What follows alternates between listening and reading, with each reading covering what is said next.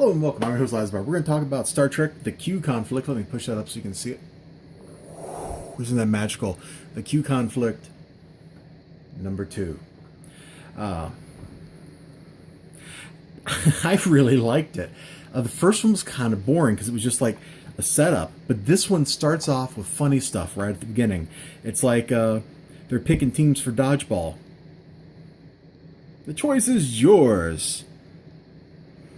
On behalf of the Organians, we choose Ensign Harry Kim. Trelane, that leaves you with, I know, fine. I'll take the little troll. And then, of course, Quark. Troll? Do you know who you're talking to? I don't even know why I'm here. I'm not even in Starfleet. So you can see, like, the crews that have been assembled. Very mixed up. I really appreciated that they mixed the crews up so much. And so I got a chuckle on the first page. I got a chuckle on this one. Sisko's all like, aren't there some ground rules? Picard's like, agreed. And no changes to the timeline, Q. I know how fast and loose you play with history. And then Janeway, scowling, and no cheating on your part, Q. She needs to be pointing. She needs to be pointing at him when she says that. We get the ships. They're lovingly rendered. Anytime there's a close-up or a ship, it's actually just lovingly rendered. I think, I don't know about 100% about the artist. Obviously, there's a lot of photo reference used here because you got to get people to look right. We're buying this because it's a Star Trek book. But I don't know about the artists, but I'm pretty sure the writers, Scott and David Tipton, they have like a genuine affection for these characters. Reading this, all the text, all this dialogue, these characters sound a lot like they should. Commander, what's your name? I'm Lieutenant Commander Worf, son of Mo. You look uncomfortable. Yes, sir. It is not my intention to. They have like this great conversation, and Kirk gets over his hatred of Klingons, which is a little weird, but this Kirk hasn't had them kill his son yet. You know, Star Trek 3 hasn't happened, so, you know, it's much easier to forget. So we can move on. They're sent to retrieve an Iconian thing, and they land on a planet. The planet's crazy. It's kind of like the planet... Oh, I just mentioned Star Trek 3. In Star Trek 3, where the planet's tearing itself apart kind of stuff, things are all jumbled up and weird. Gateways are randomly being opened. Kira gets attacked by a tentacle monster. I'm sure somebody has written a piece of fiction about that. And ultimately, one team gets the stuff, and they leave, and they win, and we get some nice conversation at the end, and it's just fun. I laughed, genuine laughter, like a dozen times. And it wasn't the, this is so bad I'm laughing at it kind of laughter. It was the, I'm genuinely enjoying the interactions between characters from different shows.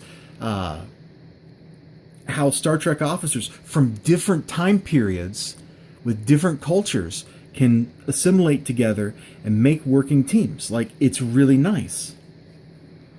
There's some art problems. Anytime things are close up, they look really good.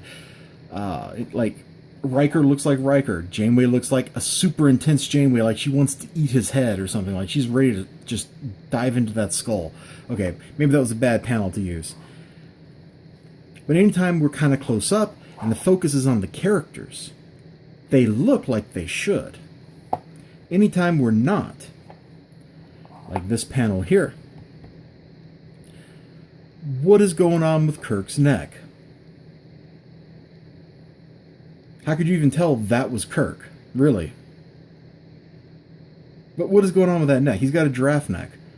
What is this? X-Men Black Emma Frost? Like, the art kind of lets it down a little bit, but there's a lot of stuff that's just really lovingly done. The little details in the backgrounds. There are backgrounds!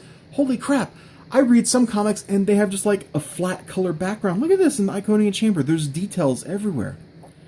I wish a little more love was given to the characters in the panels where they're not super close up, like this Riker here. You know? Yeah, like here, right above this is a pretty good example. Like, look at that jaw on Janeway. Now, it might just be the way her head's turned, but there's a lot of work being left to the colorist there, and there's not enough space for the colorist to do it.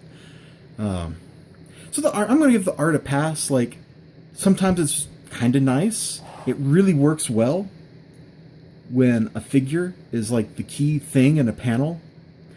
And the backgrounds, I like them. They're probably 3D renders, maybe. I don't know. Let's look back over here. Pencils, inks, colors, art assist. I don't know what art assist is, what that means in the context of this. But you know what? I'm going to say the art's okay. There's some obvious deficiencies with the art in some places. Where's his face? Is that the top of Cisco's head? Or is that his face? I think that's supposed to be his face because he's got a goatee. It doesn't look it. But then the alien creature, they're kind of lovingly rendered compared to the human figures in some of these shots.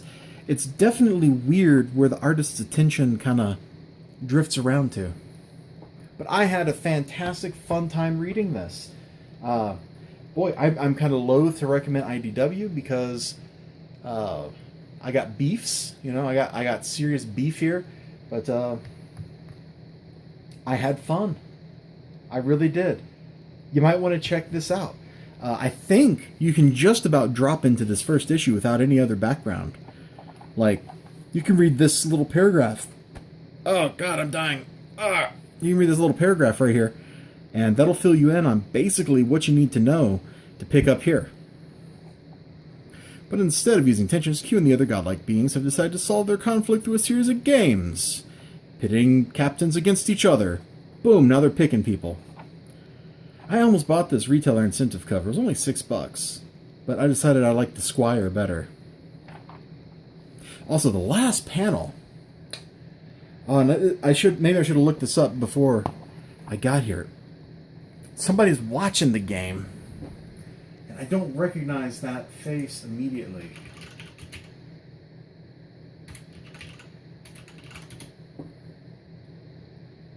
I don't think there's that many godlike beings that are left.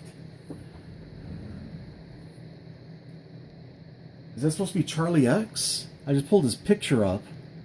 It doesn't really look like him. Oh, I don't know who that is. Huh. Well, that's a mystery I'll have to have resolved in the next issue for me. Until next time, you all have a great day. Check the book out. It was pretty fun. And I'll see you next time. Bye-bye.